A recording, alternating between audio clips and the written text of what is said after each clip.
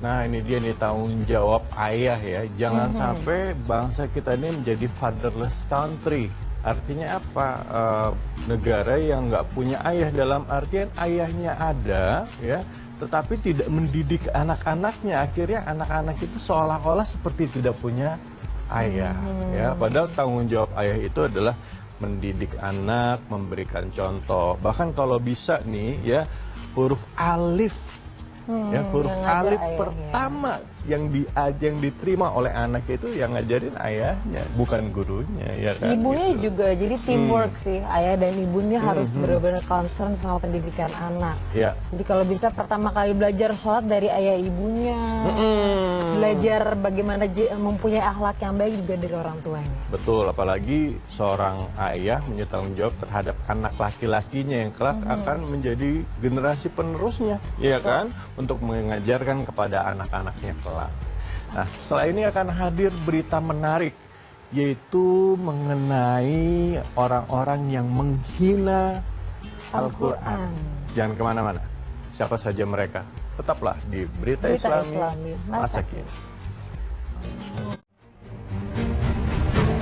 Orang-orang yang menghina Al-Quran. Pemirsa beriman, Al-Quran adalah kalamullah yang diturunkan kepada Nabi Muhammad SAW. Ia merupakan kitab suci yang menjadi pedoman hidup seorang muslim.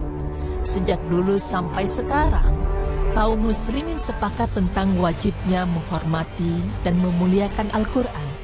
Sementara bagi mereka yang menghina atau menistakannya, para ulama sepakat menghukumnya kafir. Allah Subhanahu wa Ta'ala berfirman, "Dan jika kamu tanyakan kepada mereka tentang apa yang mereka lakukan itu, tentu mereka akan menjawab, sesungguhnya kami hanya bersenda gurau dan bermain-main saja." Katakanlah, apakah dengan Allah, ayat-ayatnya dan Rasulnya kamu selalu berolok-olok?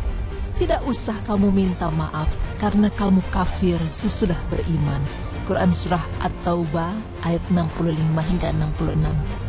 Pemirsa, berikut ini adalah beberapa orang yang secara berani telah menghina Al-Quran.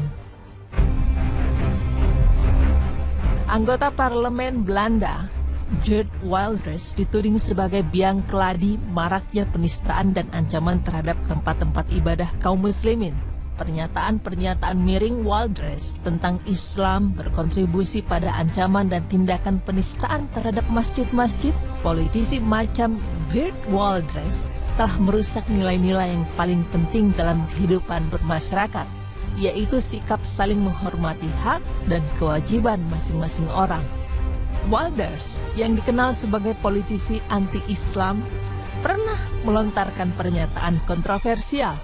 Ia mengatakan bahwa tindak kekerasan dan ancaman terhadap masjid-masjid dibolehkan. Di Belanda, sepanjang tahun 2010, kepolisian menerima laporan 14 kasus penistaan terhadap masjid-masjid.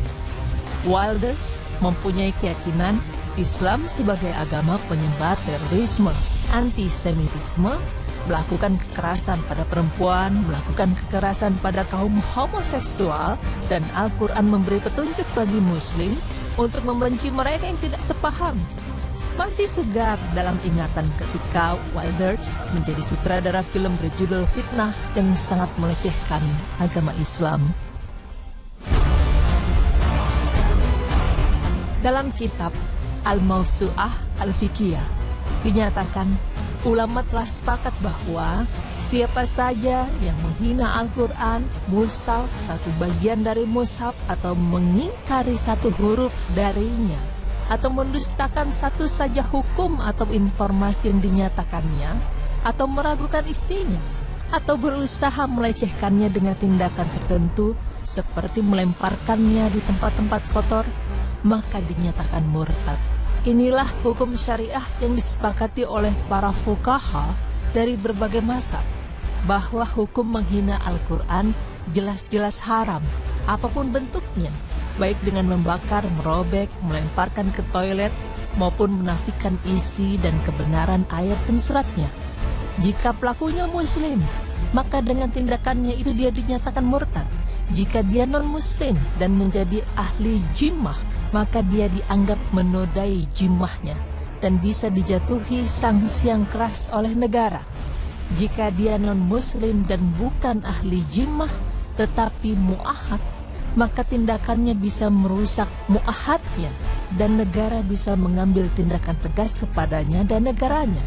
Jika dia non-muslim ahli had, maka tindakannya itu bisa menjadi alasan bagi negara untuk memaklumkan perang terhadapnya dan negaranya. Nabi Muhammad SAW bersabda, imam atau khalifah atau kepala negara adalah perisai. Rakyat akan berperang di belakangnya dan dia akan dijadikan sebagai tempat berlindung. Hadis riwayat Muslim. Apa yang dinyatakan oleh Nabi Muhammad SAW bahwa imam atau khalifah adalah perisai benar-benar terbukti. Tanpa khilafah, Al-Quran tidak ada yang melindungi.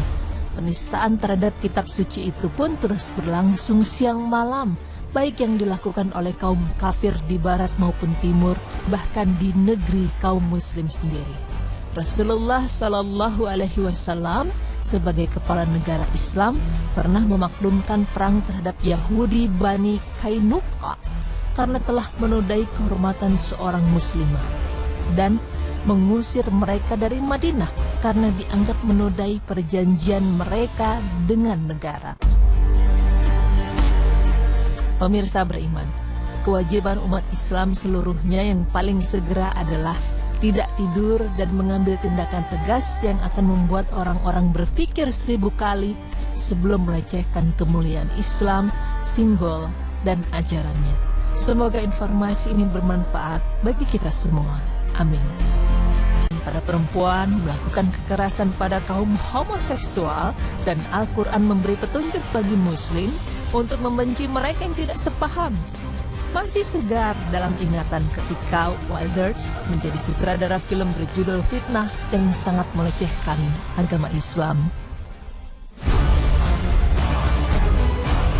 Dalam kitab Al-Mawsu'ah Al-Fiqhiyah dinyatakan ulama telah sepakat bahwa siapa saja yang menghina Al-Quran, mushaf, satu bagian dari mushaf atau mengingkari satu huruf darinya atau mendustakan satu saja hukum atau informasi yang dinyatakannya atau meragukan istrinya atau berusaha melecehkannya dengan tindakan tertentu seperti melemparkannya di tempat-tempat kotor, maka dinyatakan murtad.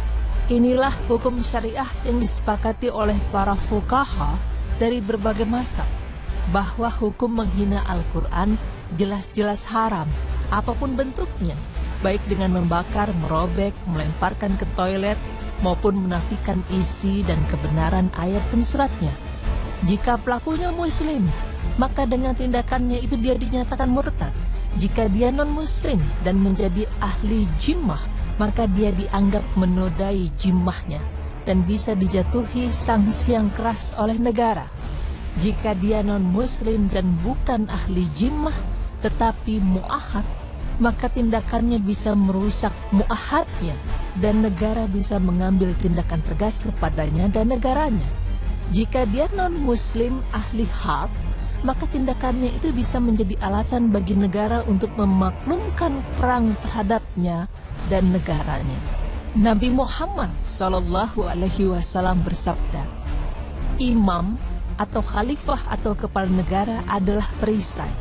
Rakyat akan berperang di belakangnya dan dia akan dijadikan sebagai tempat berlindung. Hadis riwayat Muslim. Apa yang dinyatakan oleh Nabi Muhammad SAW bahwa imam atau khalifah adalah perisai benar-benar terbukti. Tanpa khilafah, Al-Quran tidak ada yang melindungi. Penistaan terhadap kitab suci itu pun terus berlangsung siang malam, baik yang dilakukan oleh kaum kafir di barat maupun timur, bahkan di negeri kaum muslim sendiri.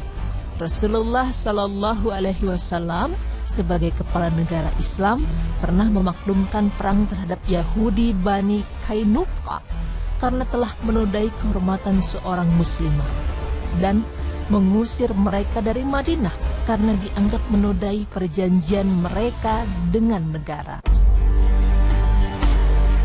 Pemirsa beriman, kewajiban umat Islam seluruhnya yang paling segera adalah tidak tidur dan mengambil tindakan tegas yang akan membuat orang-orang berpikir 1000 kali sebelum melecehkan kemuliaan Islam, simbol, dan ajarannya. Semoga informasi ini bermanfaat bagi kita semua. Amin. Ya, memang kita sebagai umat Islam punya kewajiban untuk menjaga kehormatan ya agama kita, apalagi di dalam Al-Quran. Al-Quran kitab suci dan sudah selayaknya bagi kita untuk saling menghormati dan saling menghargai. Islam ditunjukkan kemuliaan akhlaknya pada saat Salahuddin Al-Ayyubi itu menguasai Yerusalem. Itu semua umat beragama diberikan kesempatan untuk beribadah. Bahkan rumah-rumah ibadah yang ada di Yerusalem tetap dibiarkan berdiri, baik itu mulai umat Yahudi, umat Kristen, dan juga umat Islam terutama. Iya, semoga setelah ini kita tetap bisa hidup berdampingan, Amin, saling insya Allah. menghargai. Insya Allah. Ya. Oke, udah waktunya kita pamit nih sekarang ya, karena sudah 30 menit. Baik. Saya Zizi Syahab. Saya David Halik. Ayo mari kita jadikan umat Islam ini satu dan tunjukkan bahwa Islam itu rahmatan lil alamin. Wabillahi taufiq wal hidayah. Assalamualaikum warahmatullahi wabarakatuh.